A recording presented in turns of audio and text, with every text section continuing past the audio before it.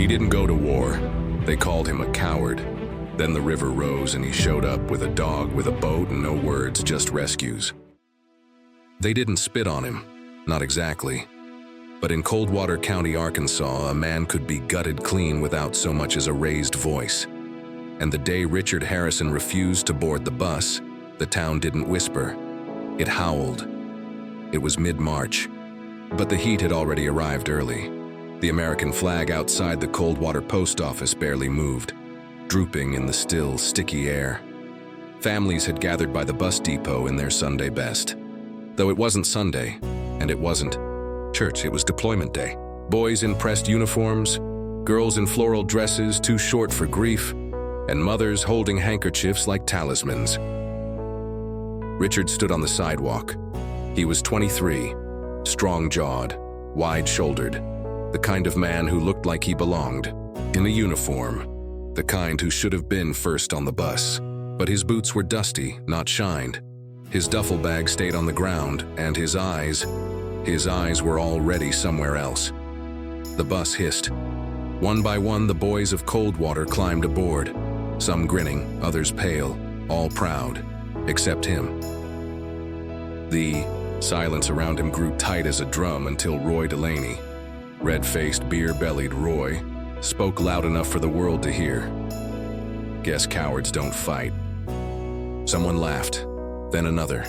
Even Mason Boyd, his childhood best friend, glanced down and said nothing. Richard didn't reply. He bent down, picked up his bag, and walked.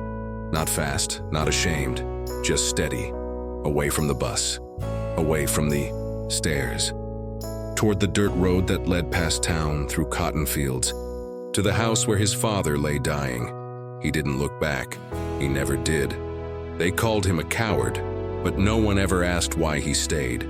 His father, Walter Harrison, had once been a mason, stone and brick, not politics or religion. A good one, too.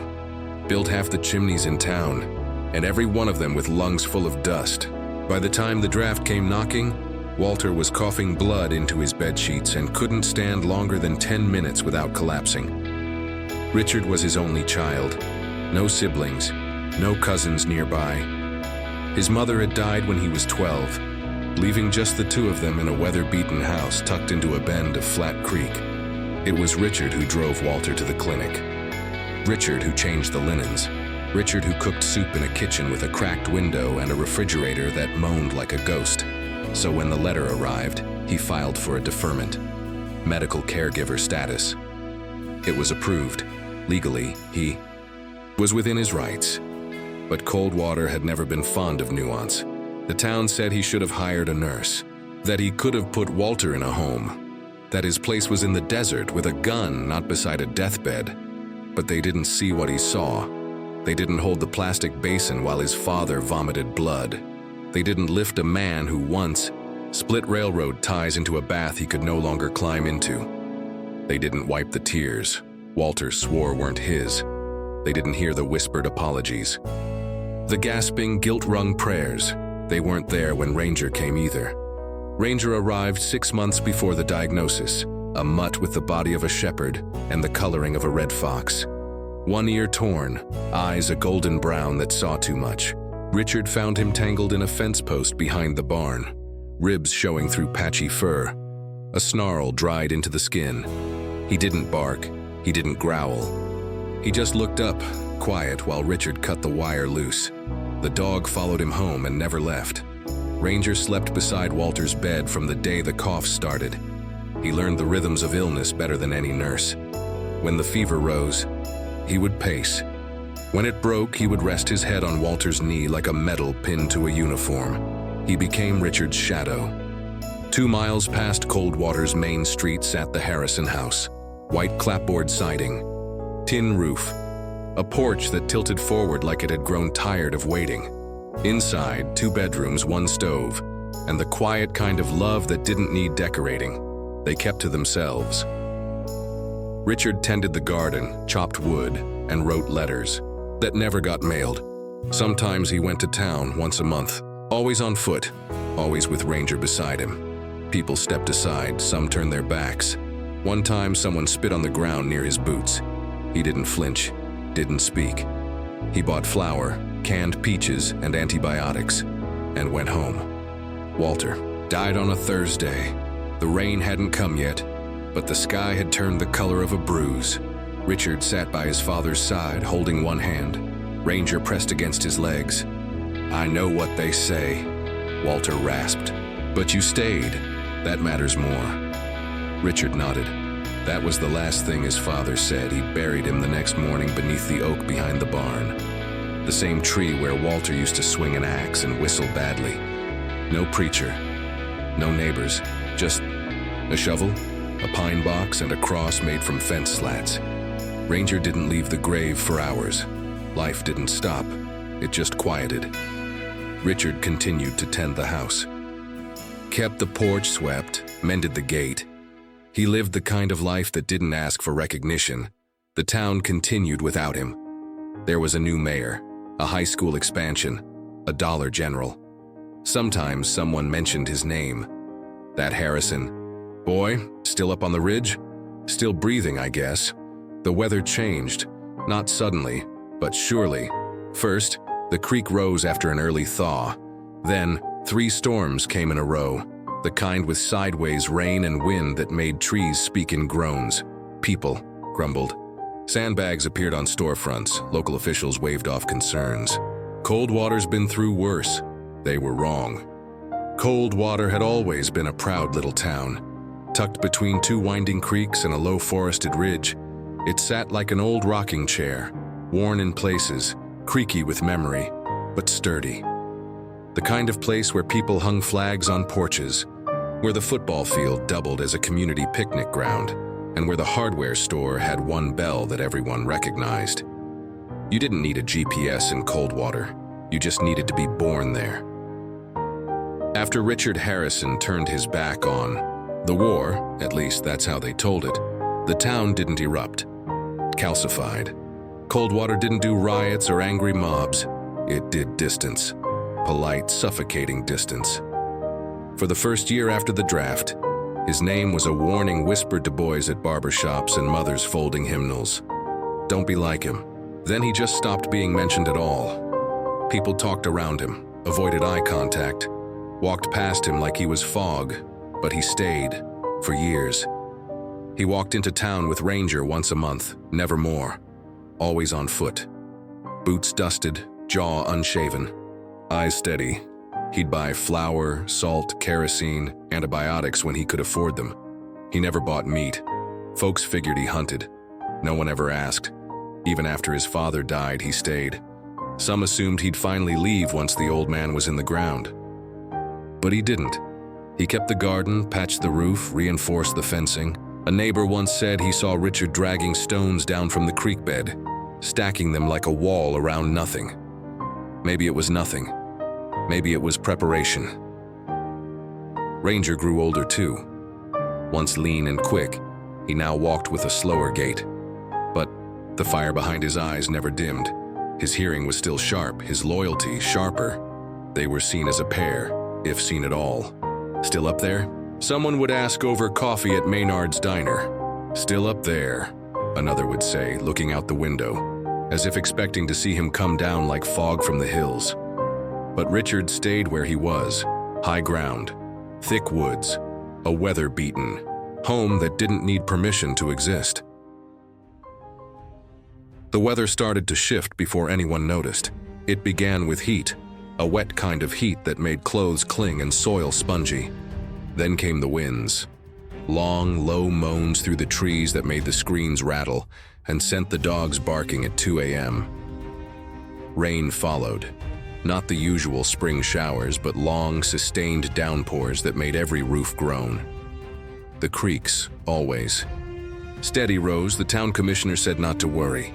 The river always rises a little. But the river wasn't just rising, it was swelling, changing color, gaining speed. Outsiders warned them. An alert from the capital, some map posted online. But Coldwater didn't listen to warnings. Coldwater remembered. Remembered the 1987 storm, the 1959 floods. Nothing ever breaks Coldwater, the mayor said. At the town hall, smiling like he'd just baptized himself in nostalgia. Richard didn't attend that meeting, but he heard the wind speak louder than any mayor. From his porch, he watched the trees lean east, their leaves trembling long before. The rain returned. Ranger paced, not in panic, in rhythm. He could feel it too. On the 5th day of rain, Richard stood barefoot on the porch at dawn, a mug of black coffee in hand, and watched the creek below churn brown and thick. Logs spun in whirlpools. The garden was already gone. By noon, the power flickered. By dusk, it was gone. In town, things moved faster. The storm had snapped a power line by the school. A tree fell onto the auto shop. The pumps at Cooper's Gas stopped working. The grocery store ran out of bottled water by noon. The road out of town collapsed the next day. Mudslide. Some families tried to leave anyway. They were turned back at the county line by washed-out bridges and panicked officials. Help is coming, the mayor promised, but no one came. Coldwater was an island now.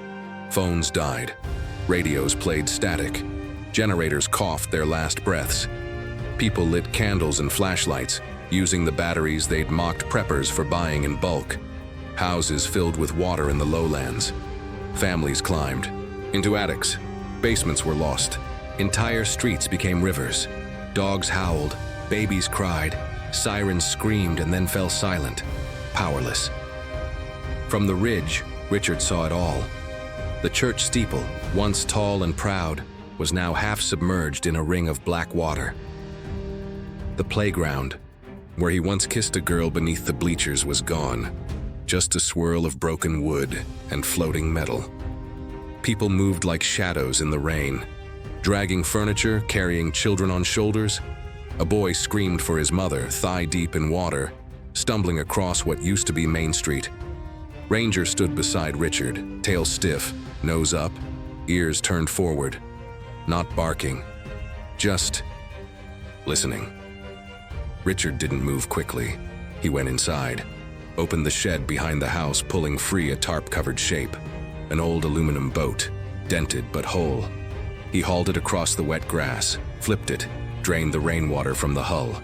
The sound echoed sharp in the gray morning. He checked the oars, rope, pulley, blankets.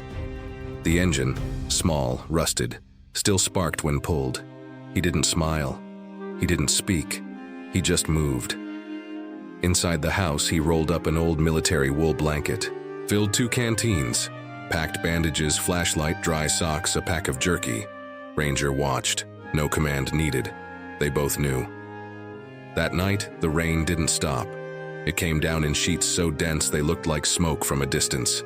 Lightning split the sky above the hills. Thunder rolled like artillery. From inside the house, Richard looked out the window at the dark shape that used to be Coldwater. He could see lanterns flickering in some homes. Others were black. A scream echoed somewhere far off. He didn't flinch. Ranger lay by the door, still awake. Richard walked over, knelt beside him, pressed his forehead gently to the dog's. Soon, he whispered. That was the only word spoken that day. By morning, the porch was surrounded by water. It hadn't reached the steps yet, but it would. In the distance, Richard saw movement. Someone waving from a rooftop. Too far to tell who, too far to help yet. He stood barefoot in the doorframe, coffee in hand. Rain tapped the roof. Ranger sat beside him, soaked but calm. The world had shrunk to silence, and silence had always been his home. The water had taken Coldwater, not all at once. Not like a wave in the movies, but slowly, methodically, like judgment with a southern accent. By dawn, half the town was underwater. By midday, the other half was stranded. Families huddled on rooftops, with blankets and wet shoelaces. Elderly couples climbed into attics. Infants wailed in bathtubs repurposed as boats. The sirens had gone quiet. So had the radios. Help was supposed to come. It didn't. But then, from the ridge, he came. No one saw the moment Richard stepped into the water. No one heard the splash of the oars or the whisper of rope sliding across the aluminum hull. He didn't arrive with flashing lights or a team behind him. He just showed up, quiet as always. The first house he reached was the Brewsters. He'd known them once. They owned the bakery. Their daughter had gone to school with him. Emily, he remembered. The front steps were gone, just brown water lapping against the window panes. He tapped the oar against the side. Movement inside. Curtains twitched. Then a face. Mrs. Brewster's eyes widened.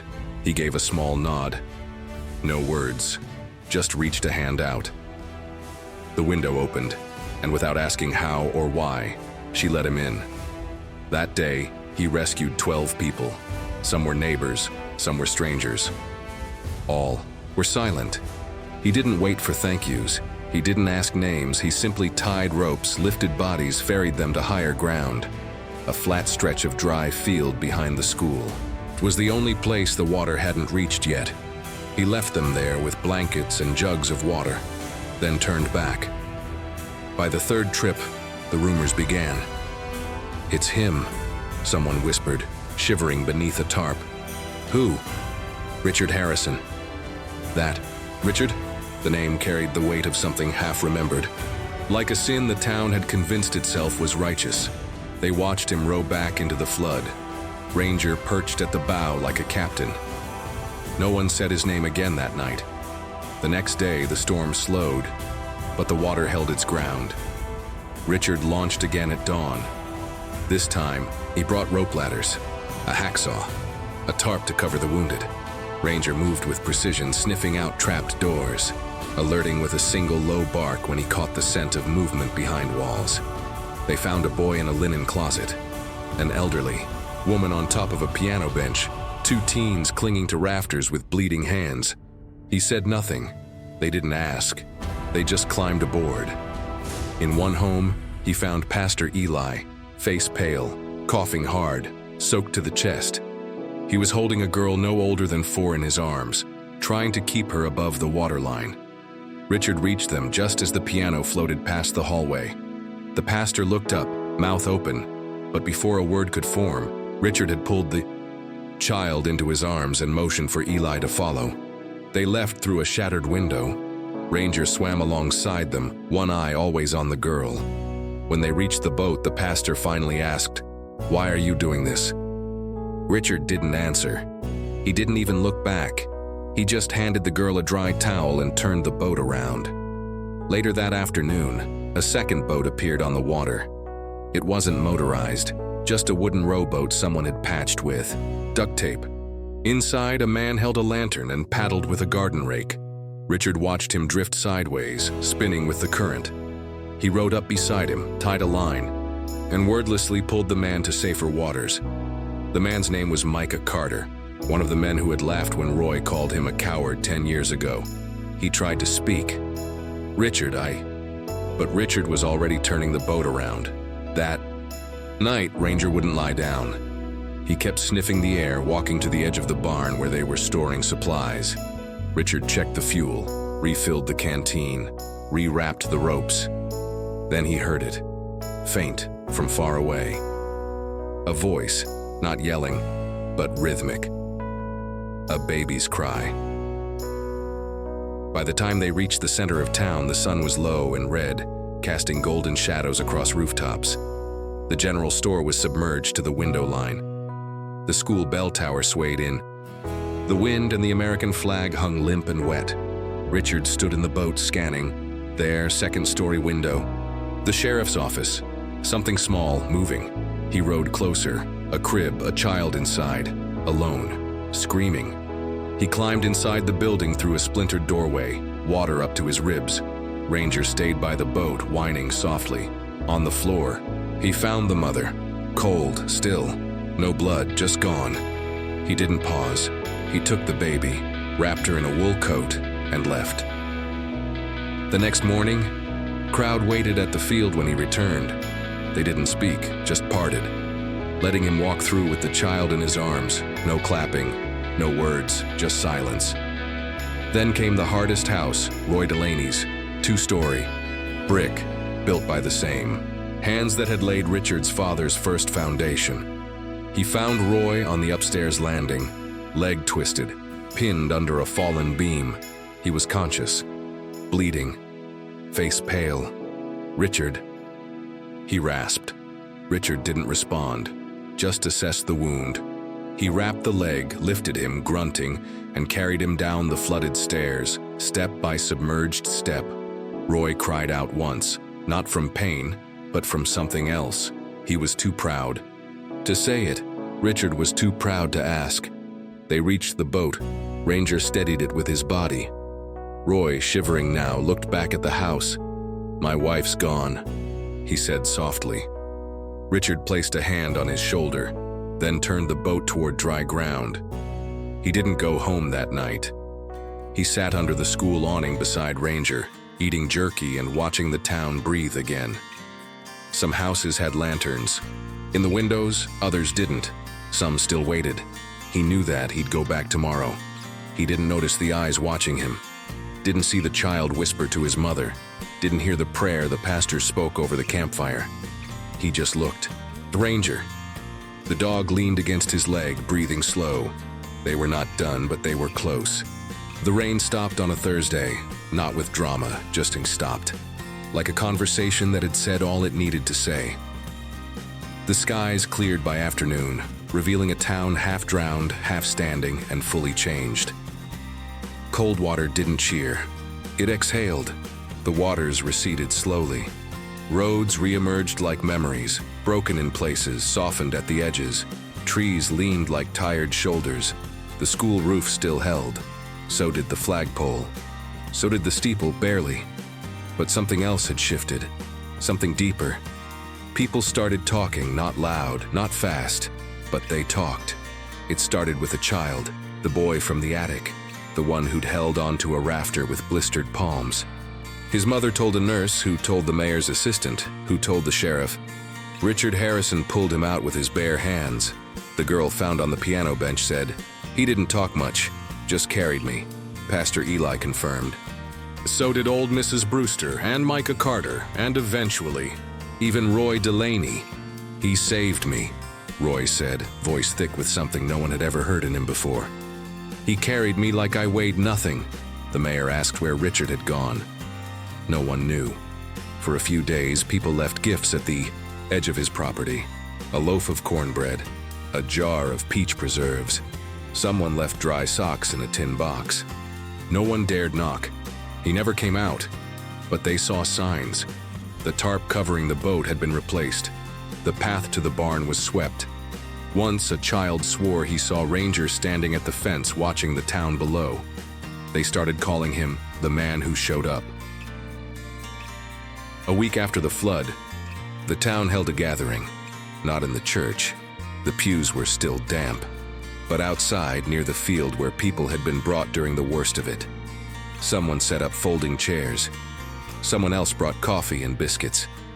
There were no speeches planned, but people spoke anyway. Mrs. Townsend stood first. I never saw him say a cruel word in all these years. But I sure heard plenty said about him. Then Pastor Eli. He did what no one else could and what no one else did. Not because he had to, because it was right. Then Roy, face red, voice low. I was the first to call him a coward, and the last to deserve his help. But he came for me anyway. No one clapped, no one cheered. They just sat in silence. A kind of silence that felt holy. The town voted unanimously to build a plaque. Nothing grand. Just a wooden bench on the hill where Richard had once stood and watched cold water drown. Behind it, a carved post. On it, he wasn't a soldier, he was something rarer. He showed up. Ranger was there the day they installed it. He didn't bark, didn't sit, just stood beside the mayor while the final nail was hammered in, then walked. They never found Richard. Some said he'd gone deeper into the ridge. Others claimed he'd boarded a train west. One man swore he saw him in Little Rock, wearing a hat low and buying seeds at a farm store. But no one knew, and he didn't leave a letter, except one. It was found weeks later, tucked into a drawer in the old Harrison house. Folded once. No envelope, just a piece of lined paper written in neat block letters. If anyone ever asks why I did it, tell them I did what my father taught me. You don't have to wear a uniform to stand for something. You don't need applause to do what's right. You just have to show up. Rach. Years passed. The bench stayed. Some people forgot the details, but not the feeling. New children asked about the man in the boat, and the old-timers would point to the hill and say, "He didn't." Shout. He didn't fight, he didn't run. He showed up. One day, a girl sat on the bench with her grandfather. She was 6, red-haired, freckled, wearing a t-shirt 3 sizes too big. "Is the man coming back?" she asked. Her grandfather smiled. "He never left, sweetheart. He's in all of us now." She looked out over the town, the rebuilt bridge, the new windows, the flood markers still nailed to the posts, then down at the dog sleeping by the fence, an old hound, golden brown, eyes closed, chest rising slow. "Is that him?" The man chuckled. "No, baby, that's Ranger, but he remembers." The girl nodded and said nothing more. The wind picked up on the ridge, soft and slow. The trees swayed, the town stood still, and from the bench carved deep into wood, sunlight caught on one sentence. Because real courage isn't loud, it just shows up.